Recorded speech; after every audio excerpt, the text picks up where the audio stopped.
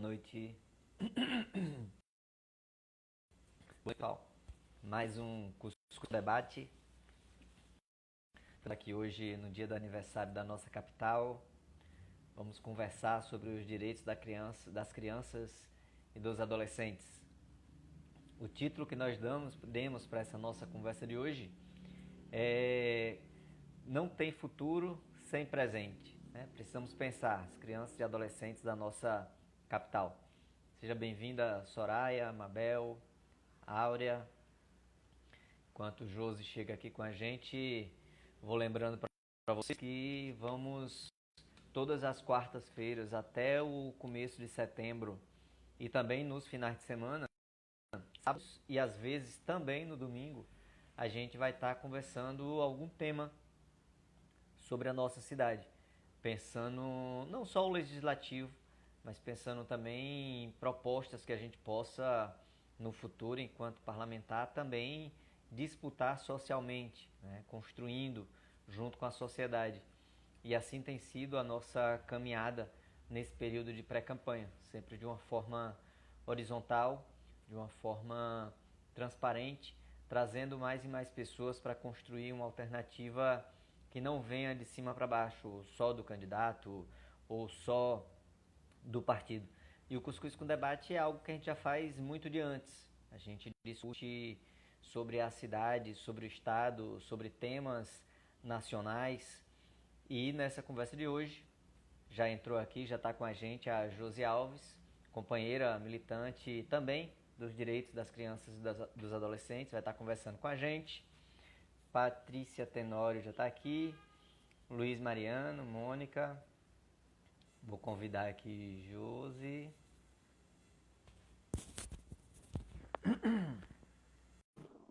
Chegou aí Rodrigo, Mandes, professor. Vamos lá, hoje para Rodrigo, que é de Recife, Pernambuco e quem mais aqui seja de outro estado que está acompanhando a gente, hoje a nossa capital completa 435 anos. É a terceira cidade mais antiga do país, de belezas incomparáveis e o lugar onde nós escolhemos viver. Cheguei aqui em 2007, exatamente no dia do aniversário da cidade, como eu já coloquei nos stories hoje pela manhã. João Neto, Veri. Josi, eu encaminhei aí já o convite para você, só precisa você dar o aceite e a gente já começa o nosso papo.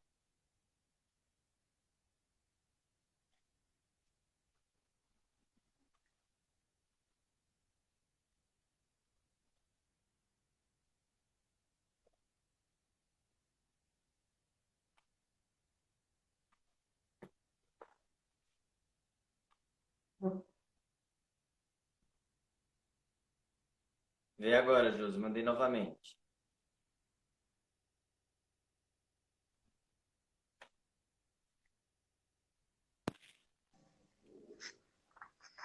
Olá, boa noite. Olá, boa noite, bem-vinda, companheira. Josi, Obrigada. pessoal, Josi, ela é formada em serviço social, assim como eu, que no dia 11 completo 20 anos da minha colação de grau, dia 11 de agosto. Já tive aí uma experiência inicial exatamente nos direitos da criança e do adolescente, depois de ter ficado um ano como professor substituto na Universidade Federal de Pernambuco.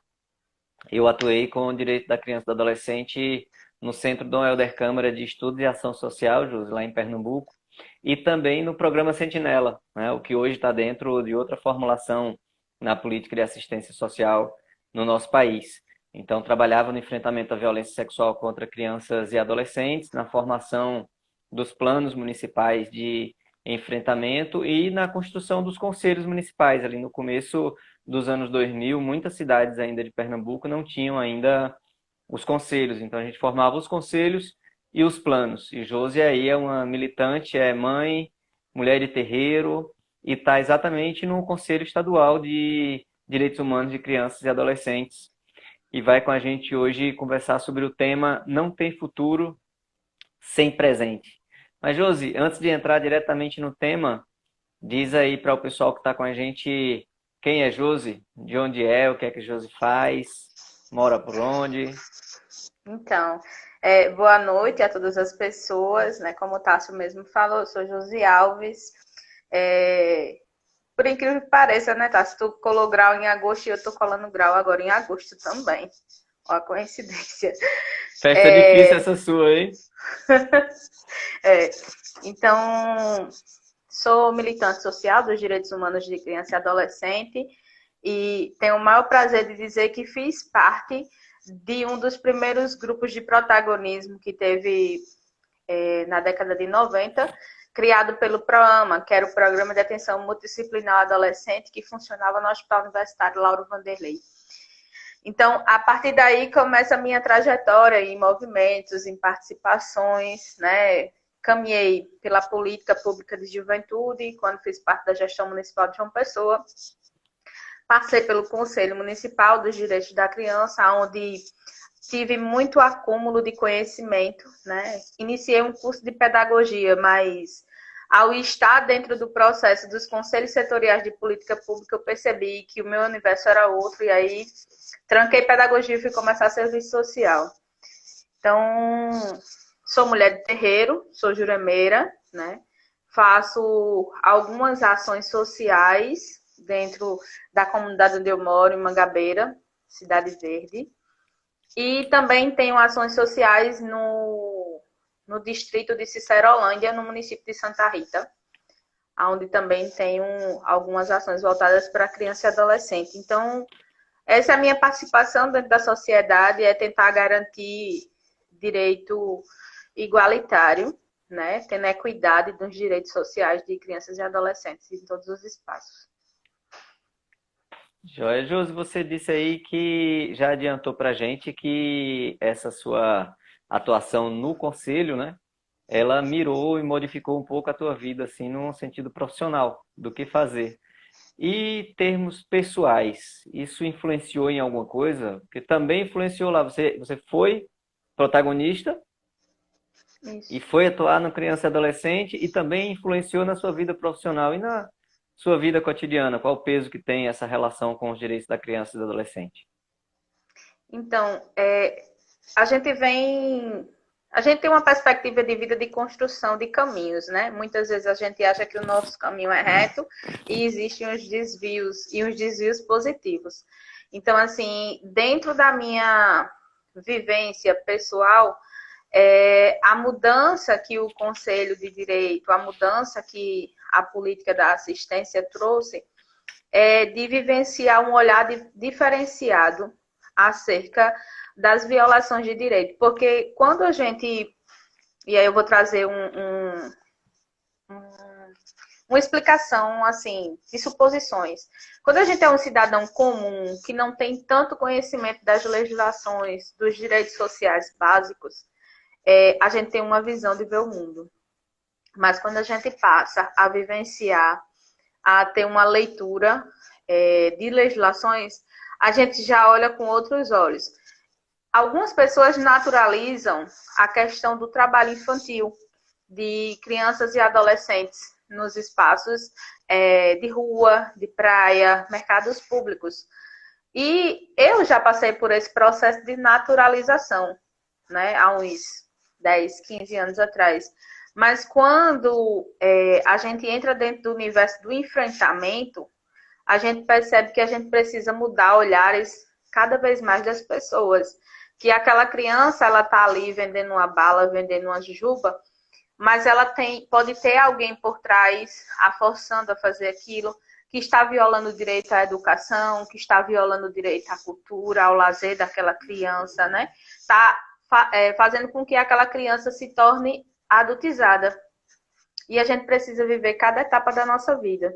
Então, isso foi o que esse ciclo do movimento, essa vivência dentro do conselho, ela traz para mim dentro de uma visão de cidade. Eu não consigo visualizar uma criança em trabalho infantil, eu não consigo visualizar uma criança sendo muitas vezes espancada dentro da comunidade e ficar calada. A gente não consegue quando a gente começa a vivenciar de fato a política do enfrentamento e da garantia de direito. Isso, importantíssimo aí, a gente não perder a relação entre teoria e prática, né? Na nossa profissão e na nossa vida. Entrou aí uma turma boa, Flávia, Gildo, Flávio Neri, também colega assistente social, Aurilu Cavalcante, Denise, o Davi, Cristiane, Márcio, turmas chegando, agora a Raquel Limeira, companheira e militante também. E seus espaços de atuação militante se limita nesse espaço do conselho ou como se articula? Conta pra gente aí como se articula esses espaços dos direitos da criança e do adolescente. Você está num conselho que é um espaço paritário, mas como isso se movimenta para fora do conselho? Então, eu estou no Conselho Estadual há cerca de 2 meses, né? Mas a questão da militância, ela vem, como eu falei muito antes até da participação dos conselhos, a questão do incentivo ao protagonismo. E eu tenho um adolescente dentro de casa que muitas vezes traz as realidades que ela vivencia, né, nos espaços com os colegas, a falta de espaço para cultura, para lazer, os debates que eles têm. Minha menina é conselheira consultiva, então quando eles têm um diálogo entre eles, ela traz, mãe, ó, a gente está percebendo que há uma necessidade de situações que a gente precisa de apoio dos adultos que estão dentro dos espaços de conselho. Então, a gente escuta, que é o que deveria acontecer em todos os espaços. Quem pensa política pública para criança e adolescente precisa escutá-los, porque a gente não pode pensar nada para eles sem eles, né? E é uma coisa que nós adultos, nós assistentes sociais e demais profissionais precisamos internalizar o poder da escuta, porque os meninos são cidadãos de direitos, meninos e meninas são cidadãos de direitos e que eles precisam do fato do empoderamento do seu ouvido, né? Para que a gente faça com que outras pessoas, outros militantes venham a surgir, porque a vida da gente é um livro de várias páginas. Vai ter um momento que a gente não vai estar mais na página daquele livro. E a gente precisa que outras pessoas dêem continuidade a tudo aquilo que a gente começou a fazer. A gente está aqui hoje com 30 anos do aniversário do Estatuto, mas existiu uma camada de pessoas que vieram antecedendo a gente, já fazendo esse debate, fazendo o processo de construção. Então, a gente está dando apenas continuidade na militância. Bacana. E diz mais para o pessoal que está chegando agora aí, a Tati, a Valéria, a Sam, está dando boa noite para nós. Como é esse papel aí de conselheira consultiva, já que você citou isso aí dentro do conselho? Então, nós aqui na cidade de João Pessoa fomos o primeiro município que tivemos a implementação, né, do Conselho Consultivo dos Direitos da Criança e do Adolescente. Então, qual é o papel do Conselho Consultivo? É justamente essa questão do ouvir os adolescentes, de ouvir as crianças, do que é que eles acham que deve ser prioridade nas políticas públicas de educação, de saúde, de esporte, lazer e cultura, e trazer essa visão deles para o espaço do Conselho de Direito, que o Conselho Municipal dos Direitos da Criança e do Adolescente, como também o estadual, ele tem uma percepção de poder deliberativo. Então, ele delibera em cima das políticas públicas. O que ele fala se torna lei, né? Então, o consultar, o ouvir é justamente isso. Os meninos participarem do processo de construção das políticas para ele. Eu queria dar aqui boa noite à Valéria, né? Valéria Simões, é da Casa Pequena Davi, uma das instituições de referência que a gente tem na causa da criança e do adolescente no município de João Pessoa. Também foi colega de colegiado no CMDCA e sabe que a gente sempre vem nesse processo de dizer que a galerinha, ela precisa ser ouvida, a meninada. Então, essa é a nossa bandeira de luta, né? Beijo, Valéria. Massa. E quais espaços de rede de articulação você faz parte? Você constrói fora do conselho? Atualmente, eu estou numa instituição, né, uma OSC, Organização da Sociedade Civil também, enquanto coordenadora de um projeto, que é o Quilombo Cultural, na Casa de Cultura Iaú, né, um projeto financiado pelo Fundo Municipal dos Direitos da Criança e do Adolescente. Através da Casa de Cultura, eu ocupo o espaço na Redex, que é a Rede Estadual de Enfrentamento ao Abuso e Exploração Sexual de Crianças e Adolescentes, e a Rede de Proteção Integral dos Direitos da Criança e do Adolescente. Pelo SEDICA, atualmente eu não estou compondo nenhuma comissão, até porque a realidade de município ele é um pouco diferenciado da realidade de estado e eu preciso me situar, né, para poder dizer assim, agora eu vou caminhar dentro das comissões, me sentir mais parte, mas no momento eu estou no momento de escuta e de aprendizado com os mais velhos, né? Como assim ensina a minha religião, a gente precisa sentar para aprender, para depois se levantar para ensinar. Já chegou outros colegas de profissão aqui, a Ila Milanês, Sila também presente, Tertuliano. Esse espaço de construção, um dos que eu acompanhei, dos que eu cheguei a acompanhar na época que eu atuava no SENDEC, que era o Fórum DCA, uma das coisas que eu entendia ser de grande importância assim, é porque lá a gente organizava apenas nós da sociedade civil, para preparar a atuação nesses espaços diferentes, nesses espaços colegiados, né? Ou mesmo de como exigir, pressionar em algumas demandas específicas da nossa pauta com a gestão. Aqui em João Pessoa, como estão esses espaços de organização exclusivos assim da sociedade civil nos direitos da criança e do adolescente? O Fórum DCA ele continua, né, na perspectiva de construção coletiva junto às instituições da sociedade civil, também com o fortalecimento do protagonismo infanto-juvenil.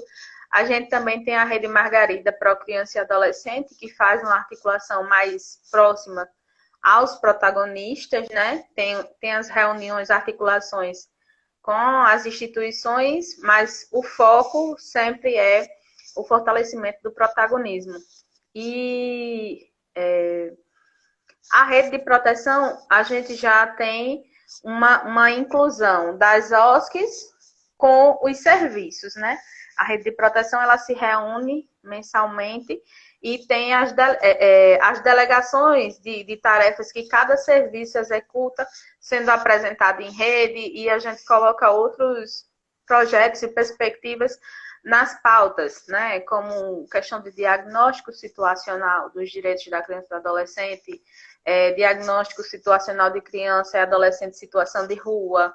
Nós temos planos que precisam passar por processo de monitoramento, nós temos planos que precisam entrar em processo de construção, né? O plano decenal dos direitos humanos de criança e adolescente, a gente tem o nacional, tem o estadual, o municipal ainda está em fase de resolução para a construção de comissões. Então, assim, esse é o debate que gira em torno desses processos de articulação, que leva-se o nome de articulação política, mas não política partidária, assim, de políticas públicas, no viés de enfrentamento às violações de direitos, né? Porque é o grande nó de tudo, conseguir, a gente nunca vai conseguir exterminar, infelizmente, na sociedade que a gente vive, é um sonho ainda muito longínquo, de dizer assim, a gente vai conseguir acabar com o trabalho infantil, a gente vai acabar com a violação de direito, a gente vai acabar com o abuso e exploração sexual, porque existem pessoas que ainda alimentam, né, dentro da sociedade, esses acontecimentos não satisfatórios para quem vive na política. Então, esse é o nosso papel, na contramão daqueles que vêm tentar tirar a inocência da nossa meninada, tirar a infância e o direito. Isso aí, Jus, muita luta pela frente mesmo. Queria mandar também um abraço para a Valéria, né? Valéria, a gente que também reconhece muito a militância de vocês na defesa dos direitos da criança e do adolescente, é o que nos fortalece nesses diferentes espaços de atuação nosso. Né? Política Paraíba entrou. Eu ia fazer uma pergunta para você, vou fazer e completar com a de Soraya. Soraya Corrêa, que é pré-candidata a vice na chapa do PSOL, ela diz que hoje 435 anos de João Pessoa, 30 anos do Estatuto, e precisamos mudar muito os conselheiros tutelares trabalhando nessa pandemia sem EPI, mostra a fragilidade do nosso sistema. Precisamos cuidar de quem cuida das nossas crianças e adolescentes. Entrou aí a nossa companheira Verônica, também conselheira tutelar. Já diz logo aqui, Josi maravilhosa, né? Já chega chegando. E aí, Josi, ela faz essa questão pontual, específica dos conselheiros. E eu queria completar que você já milita nessa área bem de antes da pandemia, né? Quais dificuldades novas nesse momento agora e quais dificuldades que não é nenhuma novidade, que ela já vem de antes desse processo da pandemia, nessa luta dos direitos aí da criança e dos adolescentes? Então, eu vou começar pelas mais antigas, porque elas terminam refletindo ainda no processo que a gente está vivenciando, né? Nós temos várias dificuldades, e aí eu vou pontuar. Dentro da política da educação, nós ainda temos dificuldade de uma política da educação inclusiva, inclusiva para a pessoa com deficiência, inclusiva para a diversidade, né? E quando eu falo da questão da diversidade, nós temos uma cadeira dentro da grade curricular, e a palavra grade para mim é muito pesada, lembra muito militarismo, né? Mas enfim, é o que nós temos, que é a questão da educação religiosa. Quando a gente está falando da questão da educação religiosa, tanto a educação quanto os educadores deveriam ter uma percepção que a laicidade de Estado existe. Então, se é educação religiosa, as crianças deveriam ter o conhecimento de todas as religiosidades, até para que consigamos, a cada dia, quebrar os paradigmas do preconceito, né? E uma outra questão, saúde, né? A gente sabe que é muito difícil dizer que a gente garante uma saúde de qualidade. A gente já não garante para os adultos, que dirá criança e adolescente. A gente não tem um orçamento direcionado, específico para a política da criança e do adolescente, né? Que é o tão famoso OCA. A gente precisa que os possíveis gestores que venham assumir a gestão municipal e os espaços de parlamento, eles tenham essa compreensão que cada secretaria, dentro das suas políticas, eles precisam direcionar um recurso de fato para a criança e do adolescente, para a política da criança e do adolescente, para o enfrentamento ao trabalho infantil, para a questão das violações de direito. Casa de passagem, no passado a gente já teve situações de separação de crianças da mesma família, com o vínculo familiar, onde ele já vem de uma estatura de várias violações de direitos, já é apartado da família, e quando eles estão ali juntinho ainda tem a percepção de se separar, né? A questão da adoção também é algo que precisa ser muito trabalhado dentro da sociedade, porque nós temos um número de pessoas querendo adotar que ultrapassa o número de crianças e adolescentes que estão no processo de adoção. Então, por que a gente não consegue quebrar esses números? Por que a gente não consegue, de fato, colocar essas crianças e adolescentes? E isso não se coloca e não se consegue no processo de adoção, porque na grande maioria as pessoas se colocam para adotar crianças menores de 5 anos, brancas, de olhos verdes, né? Existe uma estrutura de crianças do meu desejo. E o amor na adoção, ele não pode partir disso, da criação de uma criança que é ideal para estar na minha família, não. Se a gente se coloca num processo de busca ativa de adoção, a gente tem que entender que a gente vai estar adotando alguma criança, algum adolescente que já passou por um ciclo de violências e que ele precisa se sentir acolhido e amado. Dentro do processo de pandemia, eu trago novamente a questão da educação de inclusão. E aí eu falo da inclusão não só da pessoa com deficiência, mas como também da inclusão digital, né? A gente está vivenciando um processo onde a grande maioria dos alunos, eles estão assistindo aula de forma home office, online, né? Nas plataformas. Mas existem aquelas crianças que moram no gueto, nas comunidades, que não têm computador em casa, que não têm acesso à internet, que não estão acompanhando as aulas. E uma realidade que hoje se tem, né? E isso eu falo com muita propriedade, porque eu vivo, você sabe onde eu moro, tá? Eu vivo dentro de uma comunidade, né? Eu tenho 2 comunidades de invasão ao redor da minha casa. E eu escuto muito isso das pessoas que me procuram, que as aulas online estão acontecendo. E foi dito que ia ser garantido material impresso para aquele aluno ou aquela aluna que não conseguisse acessar a plataforma. E isso não está acontecendo. Muitas escolas estão dizendo que não tem material para imprimir. E aí, a gente vai, enquanto cidadãos, enquanto militantes, aceitar isso calado? A gente vai deixar com que crianças e adolescentes passem de ano sem ter tido uma percepção de ensino que já não é igualitário com o ensino particular, né? O ensino privado. E quando chegar lá na frente, para esse adolescente, esse jovem acessar a universidade, será que ele vai estar no mesmo patamar de ensino? Não vai. Será que ele vai ter a mesma garantia que o outro? Não vai. Então, é um processo de higienização futura nos espaços de universidade. Que isso aqui que a gente está vivenciando no ano de 2020 pode acontecer futuramente, né? Então, é algo que preocupa muito. Quando a companheira que agora me falou o nome que você disse da pergunta, Socorro? Soraya. Quando Soraya fala da questão dos EPIs, a gente sabe que realmente está sendo algo que está sendo novo para todos nós, né? Esse processo de pandemia, esse processo de higienização.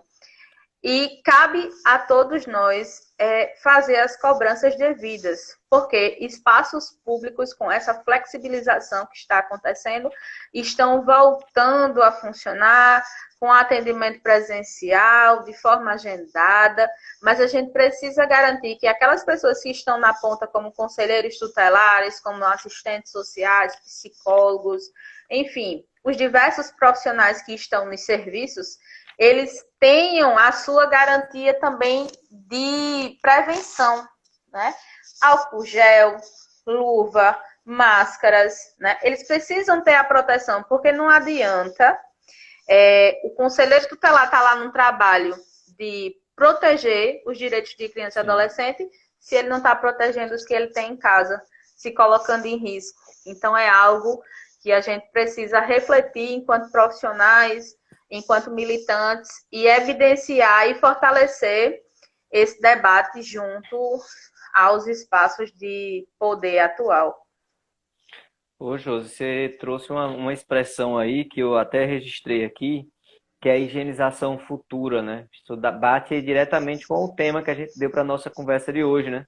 Não tem futuro sem presente, não dá para ficar sempre naquela máxima de que as crianças são o futuro, enquanto o presente delas está sendo negado, né? Deixa eu vir registrar aqui algumas presenças. Cordel Vida, futuro delegado, Nanda Lima, Tiago Moraes também com a gente, Amós, pessoal dando parabéns aí pelo tema. O futuro delegado diz: falta celeridade nos processos judiciais. Infelizmente, a fila para adoção é imensa, porém os trâmites judiciais dificultam muito. Ele acrescenta isso, além das questões de preconceito que você muito bem elencou antes para a gente.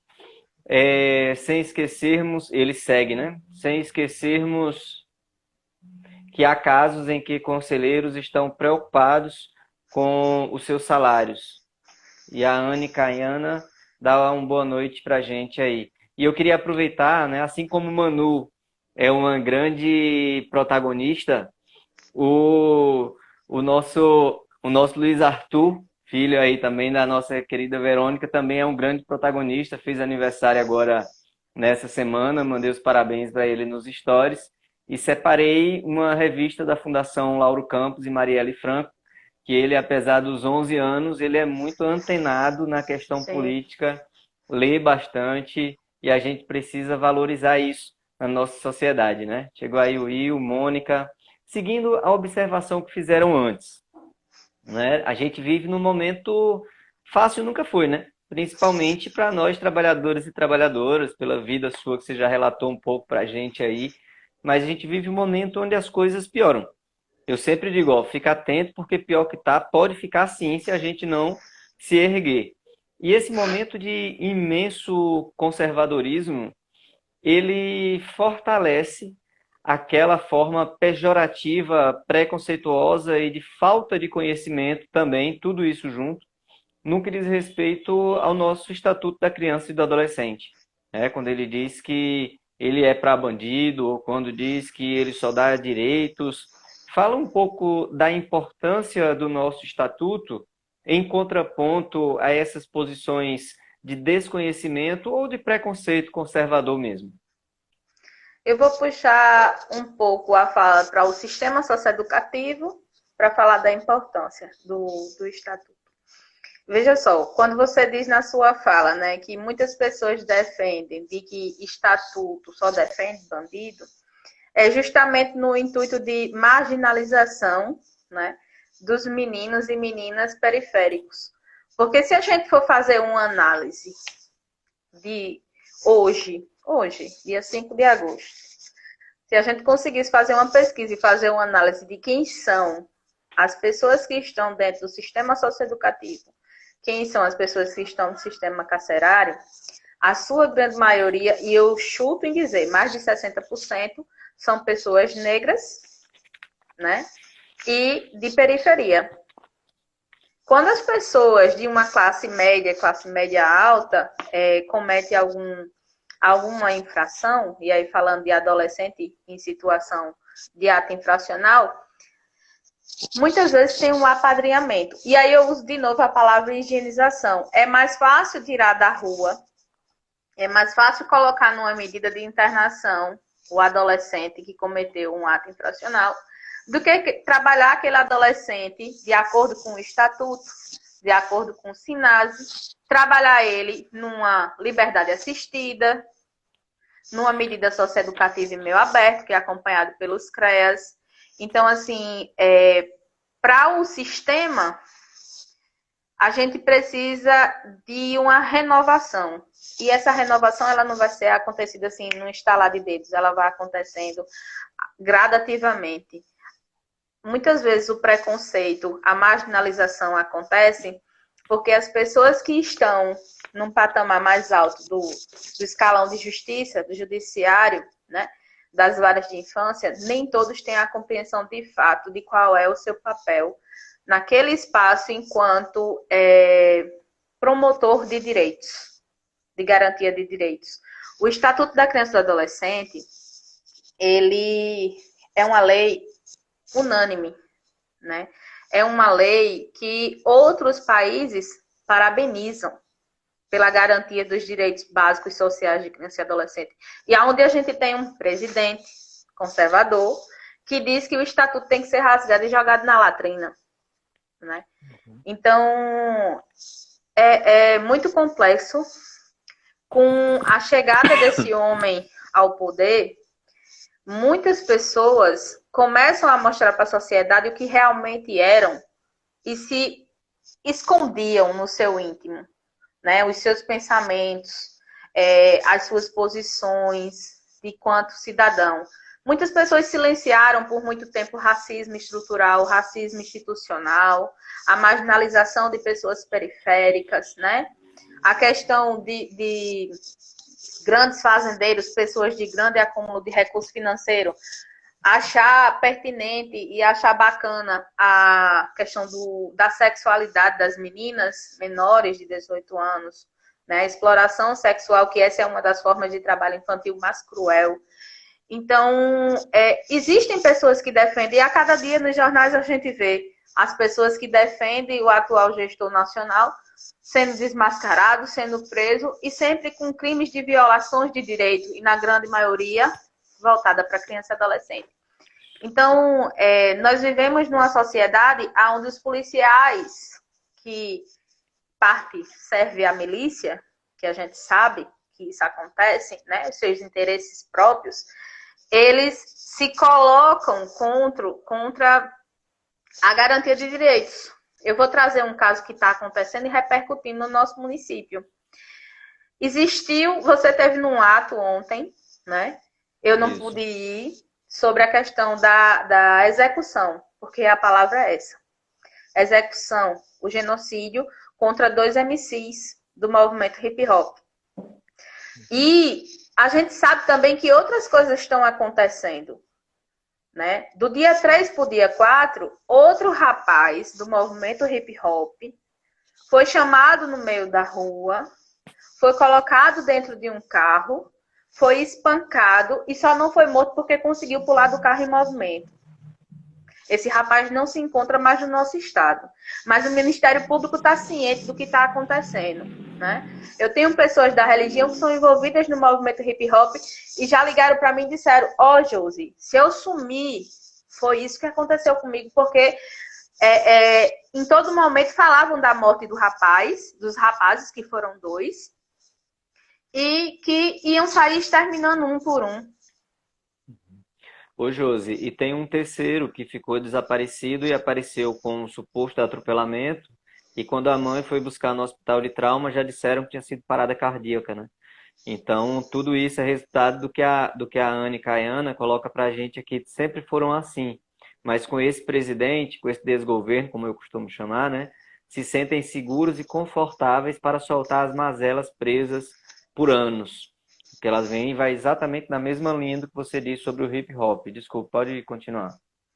Então, é justamente nessa vertente, né? Então, o Estatuto da Criança e do Adolescente, e aí eu vou puxar para que todos que estão assistindo e todos que possam vir assistir depois, salvo no seu canal, eles reflitam, né, que o nosso papel enquanto cidadão é garantir os direitos sociais básicos, porque lá na Constituição Federal, no artigo 227, isso já é citado. No Estatuto da Criança e Adolescente, no seu artigo 4, também é citado, que é papel de defesa da família, da sociedade e do Estado. Garantir os direitos sociais básicos, tais como educação, saúde, esporte, lazer, né? Cultura. Se a família ela está num processo de violação de direito, quem é a pessoa que pode denunciar o Conselho Tutelar, acionar o Conselho Tutelar? O vizinho pode fazer isso. O vizinho tem que sentir que aquela criança também faz parte do seu ciclo de vida. Então, se a família não está garantindo o direito, eu que moro na comunidade, eu tenho o dever de proteger aquela criança. E quando aquilo passa do universo da família e da sociedade, cabe o Estado garantir aquela criança seus direitos sociais. Então, o que está faltando hoje na sociedade é as pessoas ter o conhecimento das leis de fato, como elas são, né? Porque a gente tem professor que defende que o estatuto só tem direito e não tem dever. A gente tem assistente social que defende que criança só tem direito e não tem dever. E as crianças, elas têm o dever de viver a infância. O dever é nosso de garantir que ela tenha uma infância saudável para que ela possa ser um adulto responsável e que venha garantir às crianças futuras o seu direito. Então, infelizmente, a gente não passa por isso no momento, né? E a gente precisa fortalecer. E o fortalecimento vem de espaços como esse, Tássio, que você faz, onde a gente pode dialogar, construir e quebrar os paradigmas dentro da cabeça dessas pessoas. Né? Então, esse espaço de hoje é um espaço muito importante para mim e para diversas pessoas do movimento, pode ter certeza. Não, José, é fundamental a gente abrir esses diferentes espaços, principalmente em tempos de distanciamento social, né? Um ato feito de ontem, que estava bem representativo em termos de organizações, de direções, mas que as pessoas diretamente afetadas não estavam. E não estavam por medo, não estavam por tudo isso que você elenca E enquanto representante do Conselho Estadual dos Direitos Humanos das Crianças e dos Adolescentes, é fundamental conseguir fazer o registro disso, né? Dentro do sigilo devido, diante dos perigos que acontecem. Há pouco tempo a gente teve a morte do Alf, que há quem diga que tudo isso pode, no final das contas, ter uma relação também. Pedimos a audiência com o governo do Estado há um bom tempo e não fomos atendidos ainda. Já várias vezes disseram que ia nos chamar ou que ia fazer virtual e nada ainda. E essa ação com relação aos MCs, ela tem que ser tratada com urgência e chamada à responsabilidade dos gestores estaduais e municipais. Não dá para ficar algo simplesmente do judiciário e da nossa militância, né? Isso. Tem aqui ainda, Josi, aqui primeiro corrigir que eu li o nome da Patrícia errado, eu li a Patrícia, mas eu li Patrícia Tenório, mas é a Patrícia Teotônio, que está com a gente aqui. Abraço, companheira. O Françoado Alves, lá de Cabedelo, companheiro chegando. Ramona. E segue aqui a Anne Caiana, que ela coloca: a responsabilidade pelo bem-estar da criança e do adolescente é de todos. Basta dessa ideia de que a vida do outro não é da nossa conta.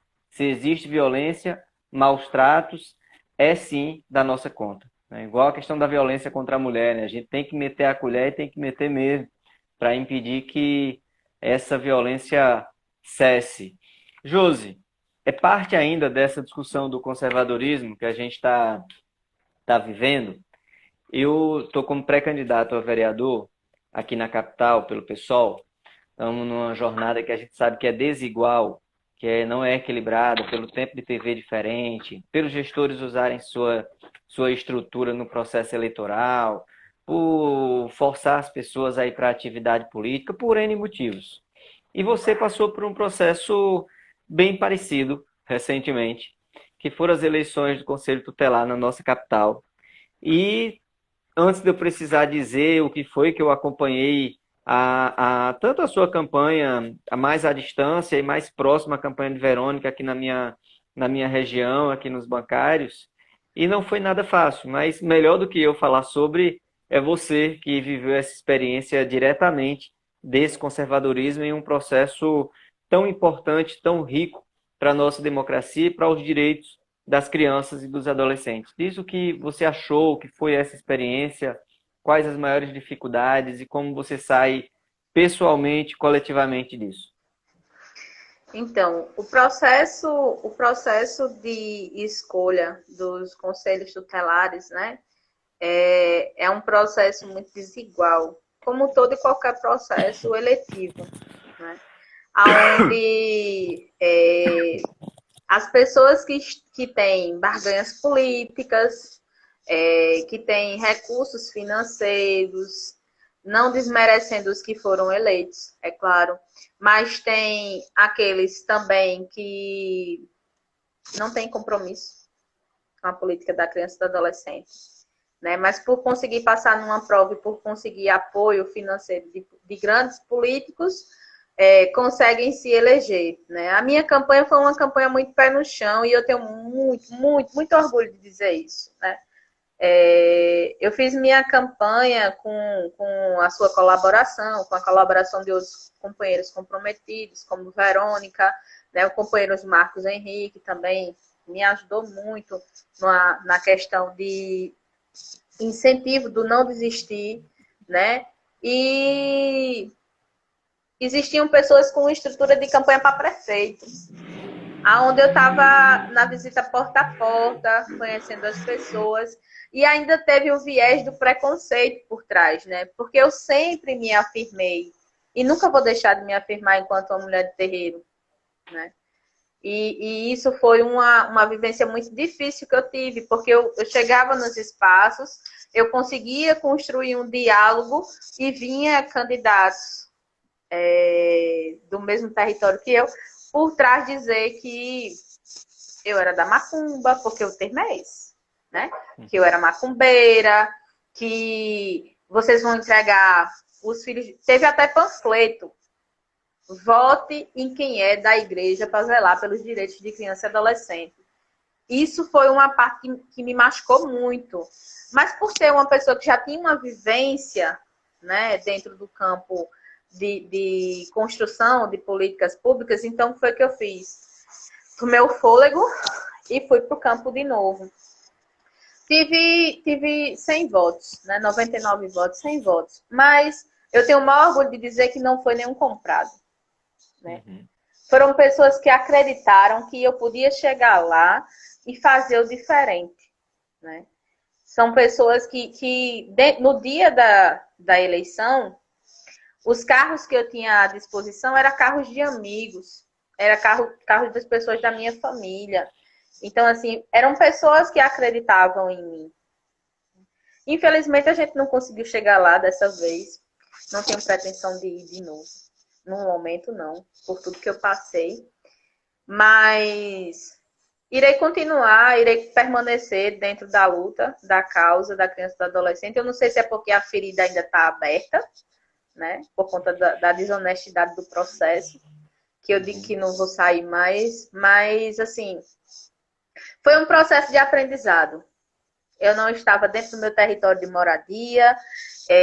Eu decidi me candidatar num território onde eu fazia ação social dentro de uma instituição e conheci outros espaços, fiz novos amigos, né? Tenho pessoas que me acolhem nas suas casas e para mim isso é muito importante, porque para além do processo eleitoral, o que fica são as amizades, né? A gente sabendo levar, vai para o resto da vida da gente. Né? E são amizades como a sua, que a gente já vem.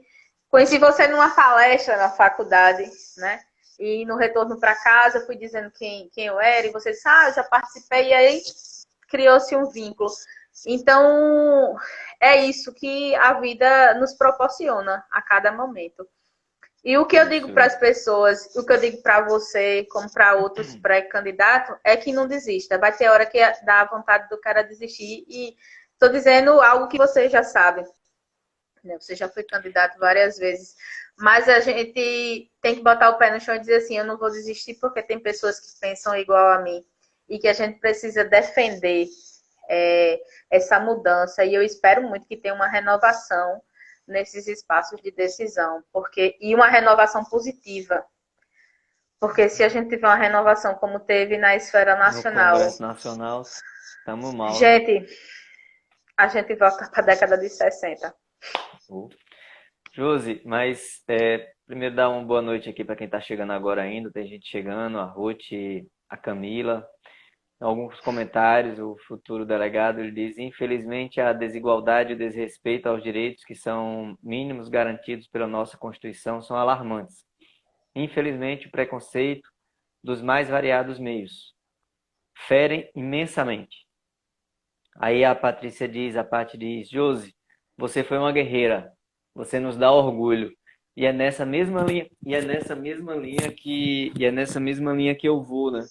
Porque se a gente olha proporcionalmente a quantidade de votos que eu tive ao governo, não é diferente, talvez, do que proporcionalmente foi a sua quantidade de votos em uma eleição menor, com um número menor de participantes. Mas eu tenho certeza duas coisas, assim, Josi. Primeiro, da nossa importância no processo educativo, no processo formativo da nossa sociedade, num processo de disputa que é constante, que ele não se encerra durante a eleição nem depois da eleição, exatamente porque a gente não desiste do que a gente acredita. E a segunda certeza que eu tenho, e essa é a parte triste mesmo da caminhada, é que a gente percebe às vezes que de onde a gente menos esperava alguns métodos, alguns ataques vêm, né? De alguns que são do mesmo campo popular, que vai tentar tirar da sua chapa, que vai tentar dizer para aquela pessoa que está com você não ir mais candidato, ir candidato no outro grupo, que no meio do caminho sai por conta de receber algum valor ou alguma estrutura, isso pesa mais do que o ideológico. Então, essas questões que a gente sabe que acontece não pode ser motivo para fazer a gente desistir. Ao contrário, deve ser motivo para a gente se fortalecer, agregar mais e mais pessoas e trazer mais gente para a nossa caminhada. Eu já vi muito, e aí muito mesmo, por conta dessa caminhada enquanto dirigente do PSOL, pessoas que saem por conta de alguma promessa, ou mesmo de algum recurso de imediato, quando 2 meses depois não tem mais nenhuma coisa, nem tem mais a moral que tinha antes, né? Então você está de parabéns pelo seu papel, pelo seu trabalho, realmente amadurece, ainda falta um bom tempo e o trabalho você não deixa de fazer. E aí eu quero parabenizar de público aqui também isso.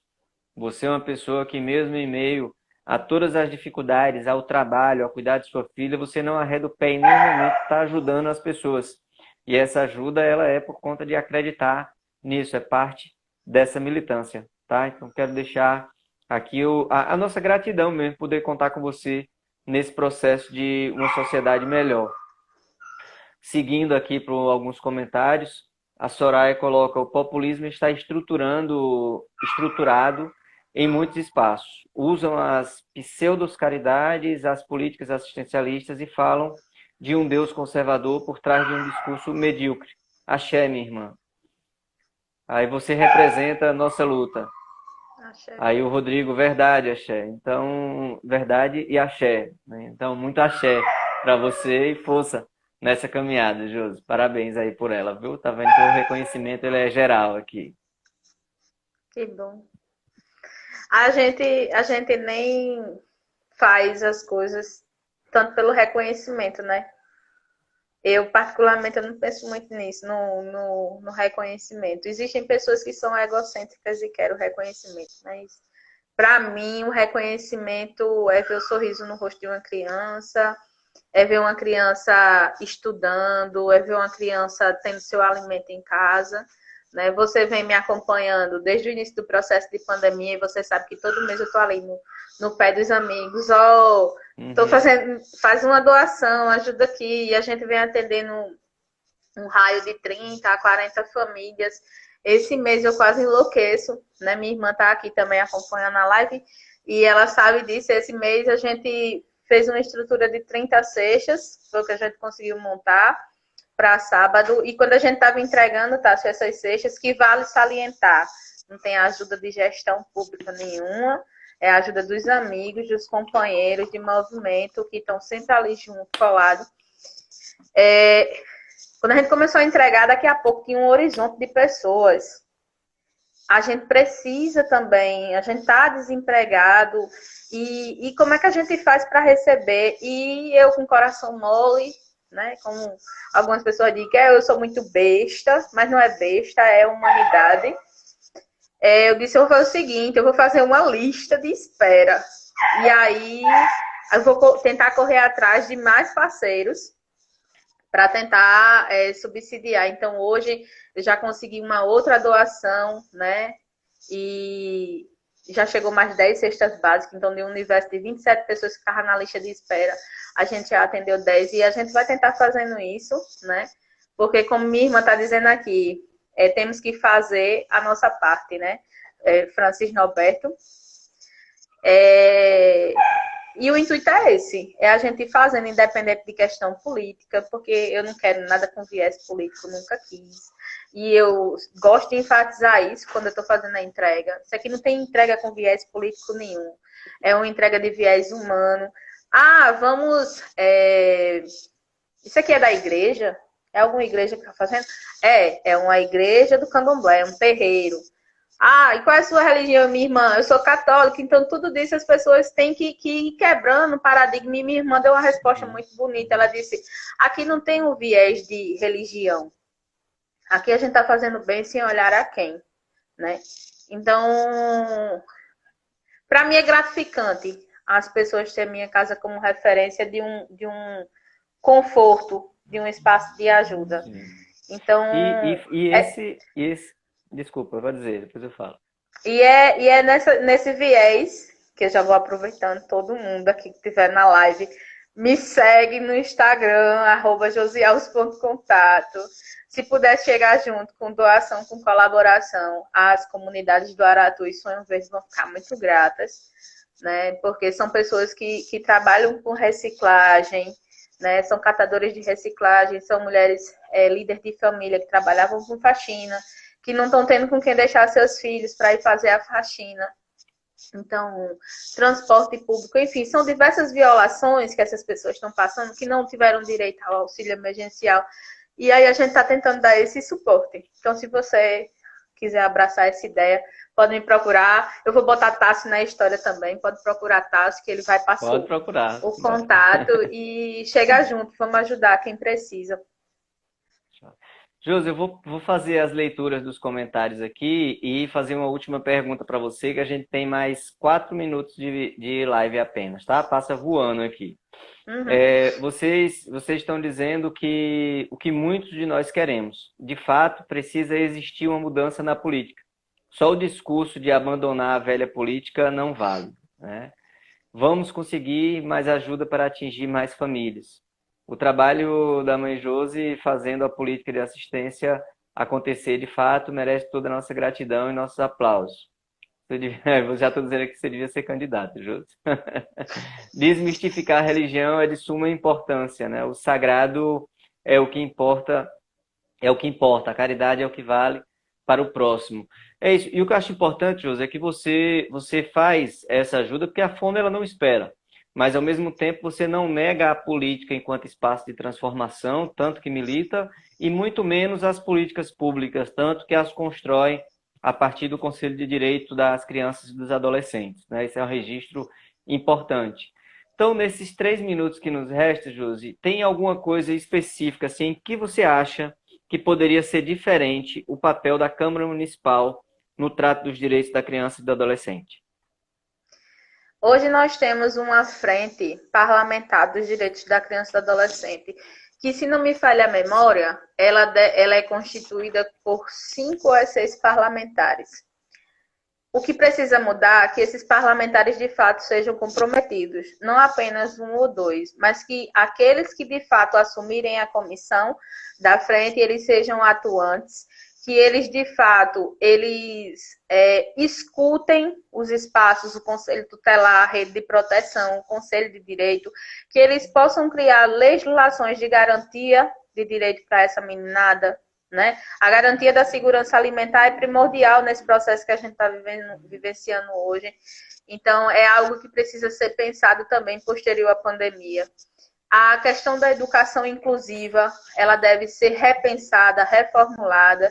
E aí, quando eu falo da inclusão, não só da pessoa com deficiência, mas também da inclusão digital para crianças e adolescentes que vivem em zonas periféricas. Eu acho que eu vou ser até audaciosa em falar, mas o livre acesso à internet para todos é algo que é urgente, necessário. A questão dos acompanhamentos das crianças e adolescentes com deficiência com mais eficácia pelos agentes de saúde, pelos médicos do PSF, né? Nós temos situações de criança e adolescente com deficiência que tomam alimentos específicos, que o Estado muitas vezes negam e a família fica passando por necessidades e a gente precisa, enquanto parlamentar, viabilizar esse direito, né, de existência. A palavra é essa, de existência dessas pessoas e existência de vida com qualidade, né, e com respeito. Josi, gratidão aí por teu apoio, por tua força, por seu trabalho, por sua militância, né, por essas propostas que você traz, e ela agrega muito na nossa caminhada política, não só no ano eleitoral, mas na nossa pauta de luta cotidiana. Obrigado por aceitar participar no Cuscuz com Debate e passo para você aqui nesses segundos finais para você dar sua despedida, sua mensagem final para esse povo massa que nos acompanhou aqui. Eu vi aqui que teve uma pessoa que está acompanhando a live que perguntou onde ficam essas comunidades. A comunidade Aratu e Sonho Verde fica no bairro de Cidade Verde, Mangabeira 8. As minhas considerações finais, por ser uma mulher de religião de matriz africana, e hoje a gente está num dia de quarta-feira, o dia do Dendê. Eu tenho mania de chegar nos cantos e dizer que cheguei o Dendê, né? Chegou o Dendê. Então, por ser um dia do Dendê, de 2 orixás muito finos, o orixá Yansan, que é dona dos ventos, o orixá Xangô, que é o senhor da justiça. Então, que Yansan traga com seus ventos bons fluidos para nós, para sua campanha. Que o Pai